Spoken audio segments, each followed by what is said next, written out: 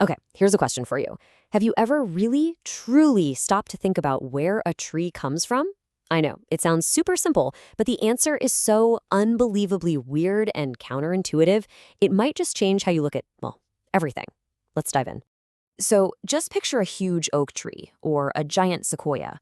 I mean, these things are massive, they're solid, they're heavy. But where did all of that stuff, all that physical mass, actually come from? Just take a second. What's your gut answer? If you're like pretty much everyone, you probably thought, well, the soil, obviously. And it makes perfect sense, right? You plant a tiny seed in the ground, and this giant thing grows out of the ground. So it must be pulling all its building materials up through its roots. It's basically just fancy, rearranged dirt. And this right here is where it gets wild, because that logical, common sense answer, the one that feels so obviously correct, yeah, it's not the right one. It's not even close, actually. Get this.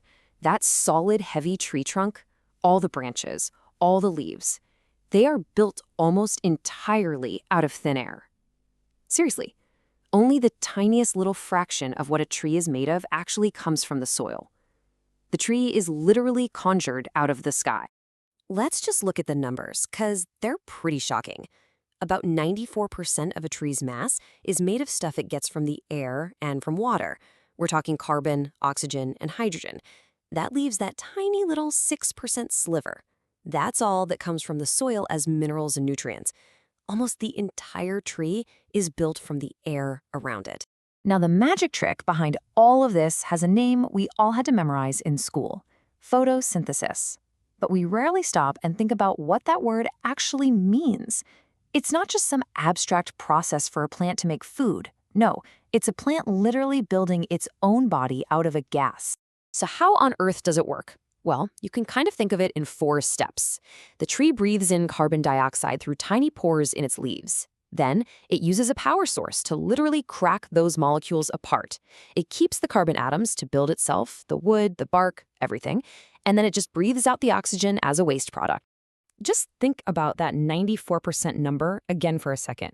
If you took a log and you completely dried it out, got rid of all the water, almost everything left behind was pulled directly out of the atmosphere.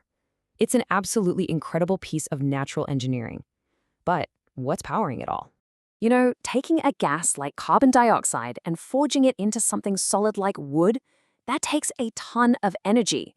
Ripping those molecules apart is serious work. So where does the tree get the sheer power to run this huge, silent factory? The power source, of course, is the sun. Sunlight provides all the raw energy the tree needs to break apart those tough CO2 molecules. But here's the really cool part. That energy doesn't just vanish. It gets stored. It's literally locked away inside the new chemical bonds that are holding all those carbon atoms together. I really want you to just sit with that idea for a moment. A tree isn't just wood. It's a physical structure built from thin air, and it's held together by stored solar energy. In a very, very real sense, a tree is solidified sunlight. And this story gets even bigger when you start thinking across geological time. So imagine a tree millions of years ago. It's doing the exact same thing. It lives its life, captures sunlight, and then it dies and gets buried. Over millions of years, incredible pressure turns that wood and all that stored solar energy into coal. And that energy just stays there, locked inside. So what happens when we burn that coal today? Well, burning something is basically just photosynthesis in reverse, but happening way, way faster. We're taking that ancient carbon from the coal, we're reintroducing it to oxygen, and in a flash of heat and light, we are releasing the solar energy that was captured millions and millions of years ago. And that brings us to the final thought here. We've seen that a tree is made from carbon that it pulls from the air, and that coal is really just a very, very old tree. So when we burn it, yes, we're releasing ancient sunlight to power our world.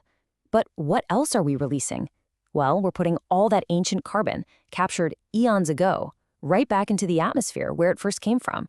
And that's definitely something to think about.